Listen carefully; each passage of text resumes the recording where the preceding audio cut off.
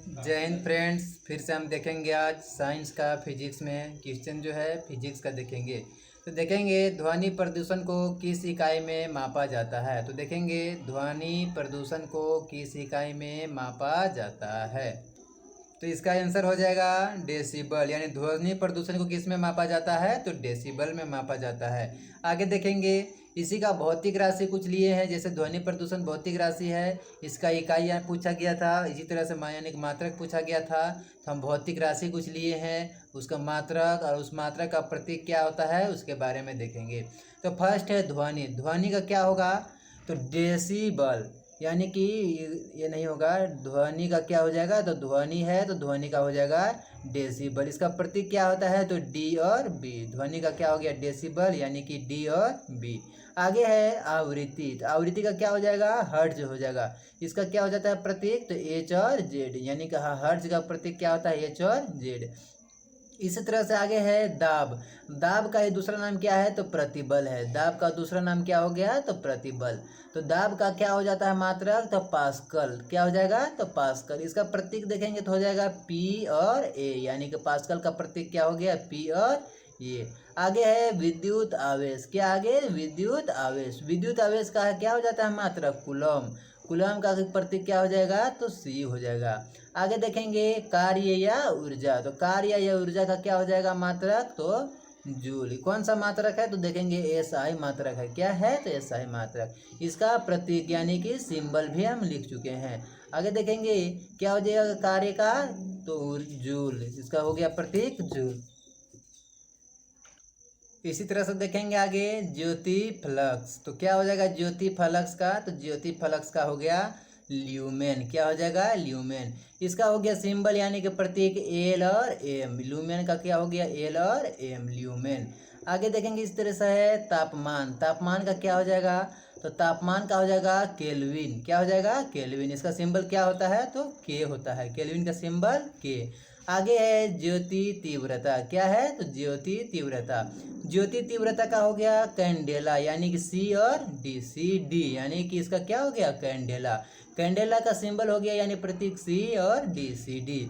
आगे है विद्युत धारा। ये हम पहले पढ़ा चुके हैं विद्युत धारा।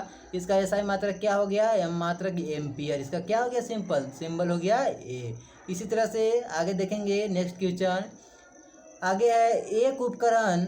क्या है तो एक उपकरण जो परिपथ में धारा की उपस्थिति का पता लगा सकता है उसे में जाना जाता है। यानी एक उपकरण जो परिपथ में धारा की उपस्थिति को पता लगाता है उसे क्या बोलेंगे। देखेंगे उपकरण है जो परिपथ में धारा की उपस्थिति को क्या पता करता है तो हो गया ओडोमीटर। ये नहीं ओडोमीटर नहीं। स्पीडोमीटर ये भी नहीं।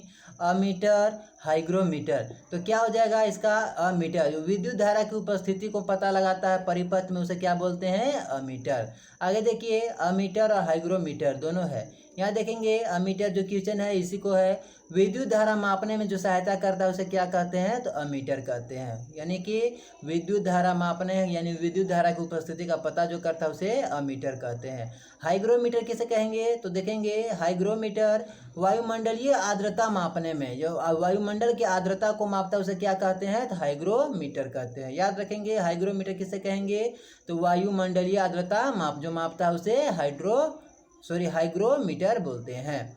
इसी तरह से आगे देखेंगे ध्वनि तरंगे जिनकी आवृत्ति हर्ट्ज से कम होती है उसे अवश्रव्य तरंगे कहा जाता है। यानी जो ध्वनि तरंग है वो अवश्रव्य किसे कहेंगे, यानी कि अवश्रव्य कितना से कम होगा अवश्रव्य हम कहेंगे अवश्रव्य तरंग कहेंगे। तो ध्वनि हर्ट्ज देखेंगे 5 से कम 15 से कम 10 से कम या 20 से कम। तो इसमें देखेंगे 5 से कम नहीं होगा 15 से भी कम नहीं होगा 10 से कम नहीं होगा। इसमें हो जाएगा ऑप्शन डी यानी कि 20 हर्ट्ज।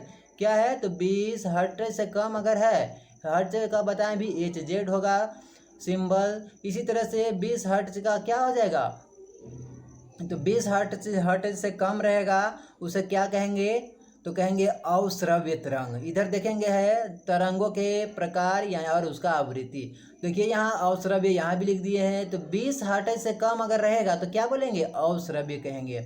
और श्रव्य किसे कहेंगे, तो 20 हर्ट्ज से 20 हर्ट्ज के बीच रहेगा तो उसे क्या कहेंगे, श्रव्य। यानी मनुष्य को सुनने की यानी ध्वनि को सुनने का क्या है, जो है मनुष्य कितना ध्वनि से कितना तक सुन सकता है, तो उसे हम श्रव्य में लेंगे, क्या मिलेंगे, श्रव्य। यानी कि मनुष्य जो है 20 हर्ट्ज से 20,000 हर्ट्ज तक सुन सकता है। इसी तरह से उस मनुष्य क्या है, श्रव्य ले सकता है। फिर आगे है पराश्रव्य। तो पराश्रव्य किसे कहेंगे, 20,000 हर्ट्ज से जो अधिक रहेगा उसे हम कहेंगे पराश्रव्य। इसी तरह से नेक्स्ट क्वेश्चन देखेंगे तो है निम्न 14 नंबर हो गया, निम्नलिखित में से किस उपकरण का प्रयोग हवा या गैस की आर्द्रता को मापने के लिए किया जाता है। यानी कि किस उपकरण का प्रयोग जो है हवा या गैस की आर्द्रता को मापता है, किसकी आर्द्रता को, हवा या गैस की आर्द्रता को मापता है। तो इसमें हो जाएगा वायु वेग मापी, ये नहीं, वायु वेग मापी नहीं होगा। हाइड्रोमीटर, ये भी नहीं होगा। तेज मापी, ये भी नहीं होगा। आर्द्रता मापी, यानी कि हवा या गैस की आर्द्रता को मापता है उसे क्या कहते हैं, तो आर्द्रता मापी। याद रखेंगे, हवा या गैस की आर्द्रता को मापता है उसे आर्द्रता मापी कहते हैं। इसी तरह से कुछ यंत्र है, उसका मापन उपयोग लिखा हुआ है। तो यंत्र है, फिर उसका मापन उपयोग है। आगे है हाइड्रोमीटर। क्या है, हाइड्रोमीटर। ऑप्शन में देखिए, ऑप्शन बी में हाइड्रोमीटर था। इसका क्या काम है देखेंगे, तो हाइड्रोमीटर क्या मापन है, तो द्रवों का आपेक्षिक घनत्व, जो द्रवों का आपेक्षिक घनत्व जो माप करता है उसे क्या कहते हैं, तो हाइड्रोमीटर कहते हैं। याद रखेंगे, हाइड्रोमीटर जो है द्रवों का आपेक्षिक घनत्व होता है। आगे है बैरोमीटर। बैरोमीटर क्या हो गया, तो वायुमंडलीय दाब है। बैरोमीटर क्या है, तो वायुमंडलीय दाब। वायुमंडलीय दाब जो है उसे क्या कहेंगे, तो बैरोमीटर कहेंगे। आगे देखेंगे इसी तरह से नेक्स्ट क्वेश्चन, परिपथ में विद्युत धारा को कहा जाता है खाली स्थान मापन। यानी परिपथ में विद्युत धारा को क्या कहा जाता है, ओडोमीटर, अमीटर, विभव मापी, वोल्ट मीटर। तो इसमें है विद्युत धारा को कहा जाता है, तो इसमें हो जाएगा अमीटर। क्या हो जाएगा, तो अमीटर। ओडोमीटर नहीं होगा, ये नहीं। विभव मापी यही भी नहीं, और वोल्ट मीटर ये भी नहीं। इसमें क्या हो जाएगा, ऑप्शन बी अमीटर। इसी तरह से फिर से है यंत्र, उसका मापन उपयोग। वोल्ट मीटर, देखिए वोल्ट मीटर ऑप्शन डी में है, तो इसका वोल्ट मीटर का क्या काम है, तो देखेंगे दो बिंदुओं के आवेश भिन्नता को मापने में, दो बिंदुओं का आवेश भिन्नता को मापता है उसे क्या कहते हैं, तो वोल्ट मीटर कहते हैं। आगे है फेदोमीटर। क्या है, तो फेदोमीटर। फेदोमीटर का क्या काम है, समुद्र की गहराई मापने में।